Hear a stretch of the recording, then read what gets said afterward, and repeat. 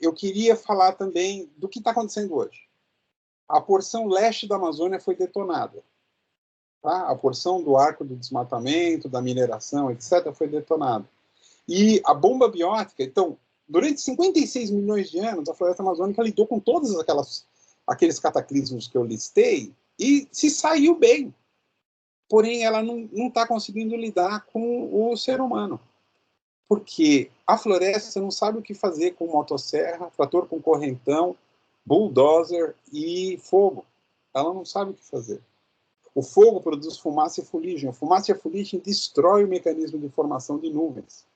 Tá? Então, mesmo que você tenha umidade no ar, o excesso de partículas que a fuligem gera, né, do fogo, mata essas nuvens, elas não chovem, não precipita. E aí não precipita, entra num ciclo vicioso, que é chamado em inglês de tipping point, que já está passando, ou que também é denominado o ponto de savanização da Amazônia, no qual a floresta que está lá, ela começa a ficar tão sem água, que mesmo a água subterrânea já não consegue mais manter essa floresta, ela começa a morrer e começa a ficar flamável.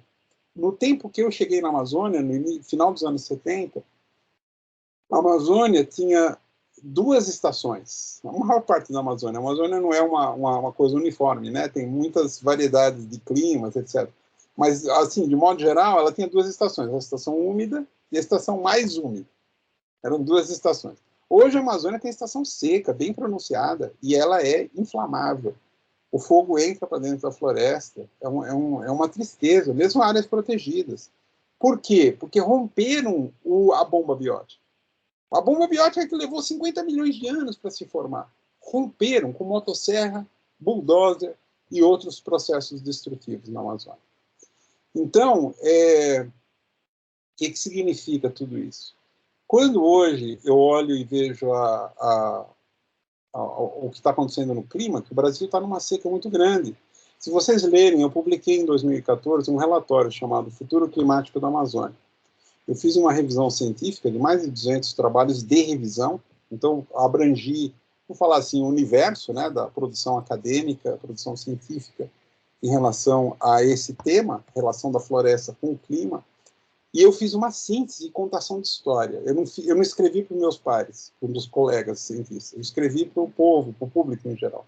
E, inclusive, usando expressões como essa, pode pirilim pim pim, etc. Eu lembro que, quando eu terminei o relatório, eu mandei ele para os colegas, muito aprofundados nas suas áreas, para eles revisarem, para ver se eu não tinha escrito alguma coisa errada, ou se alguma interpretação tivesse equivocada. E um deles escreveu e falou: você está usando uma linguagem infantil aqui.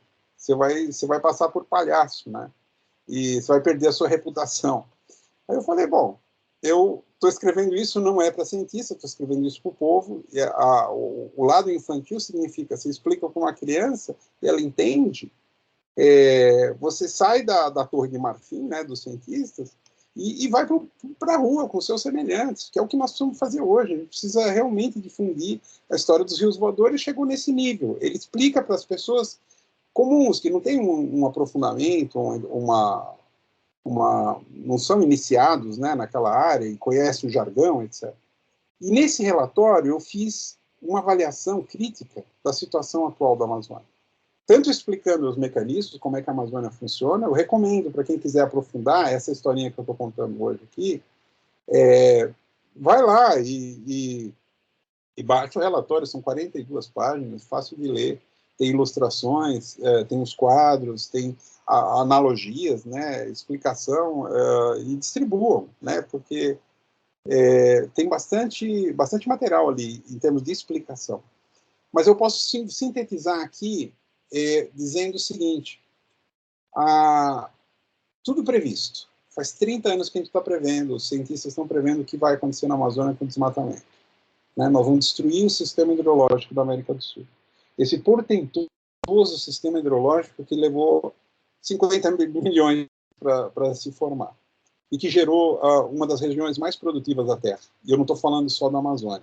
Eu estou falando de todas as regiões que se beneficiam da Amazônia por questão a jusante do vento, né, dos rios aéreos, dos rios voadores, que levam essa umidade, e que de outra forma seriam desertos. né? Do outro lado dos Andes tem o Atacama, é o deserto mais seco da Terra. Tá? Do lado de cá é tudo verde. Por quê? Por causa da Amazônia, por causa dos rios voadores, por causa da bomba biótica.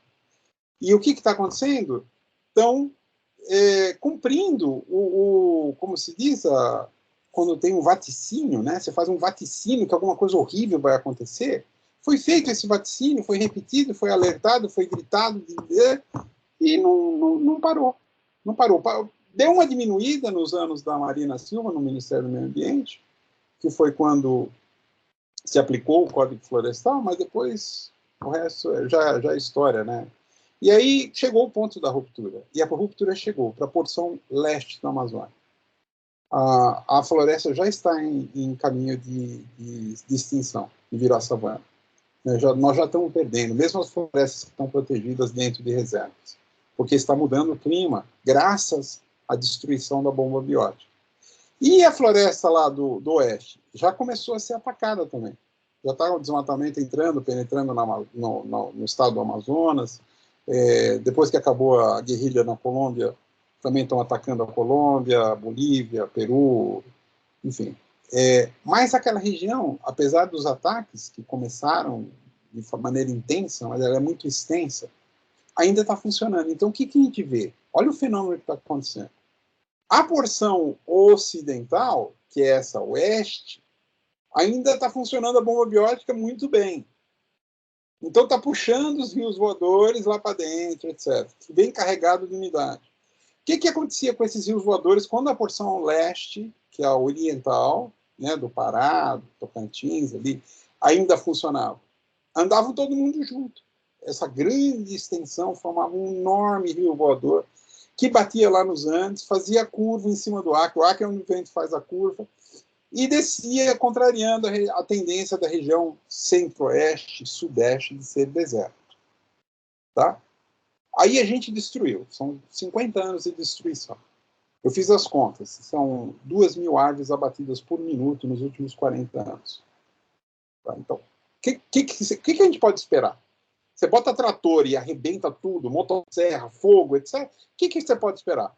Quebrar a bomba. Quebramos. A bomba quebrou. Então, o que eu estava olhando outro dia? Uma coisa que era impensável. Os ventos alísios que entram sobre essa região mais a oeste, a leste, digo, já não estão entrando tão forte para dentro da Amazônia como entravam antes.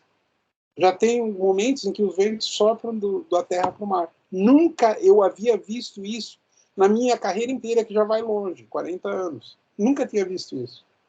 Isso é uma coisa totalmente impensável. Nós previmos que isso ia acontecer com a teoria da bomba biótica. Se tirar a floresta, o vento vai mudar de direção. E vai seguir o que ele seguiria sobre o Atlântico, né? A mesma tendência. E outro dia eu estava olhando lá no mapa de ventos e vi, já está acontecendo. E essa é a causa focal, vamos dizer assim, para a seca que atingiu o Brasil, a maior parte do Brasil. Aí você tem um outro fenômeno que está acontecendo, aconteceu em 2005, 2010, 2015, aquela grande seca que atingiu São Paulo, 2014, 2015, eu chamo de paquiderme atmosférico. Você imagina um elefante que chega e senta num lugar. É bem difícil tirar o elefante de lá, você precisa de um guindaste para levantar o elefante e tal. Esse paquiderme atmosférico é uma porção de ar quente, seco, que senta em cima do Brasil e fica com uma alta pressão, que é um outro paradoxo. Isso por conta da remoção da vegetação, não só na Amazônia, mas no Cerrado e principalmente na Mata Atlântica. Toda a região foi detonada, sobra quanto? 4% de Mata Atlântica, 3%. E o Cerrado está todo sendo detonado também. Você tendo uma superfície quente, você faz com que o ar próximo da superfície fique quente. O ar quente ele dissolve mais vapor de água. Ou seja, tem uma distância maior para você encher, vamos falar assim, o reservatório de vapor de ar, daquele ar, até chegar no ponto de orvalho. O ponto de orvalho é quando satura o ar com vapor de água e começa a condensar e formar chuva. Então não chove.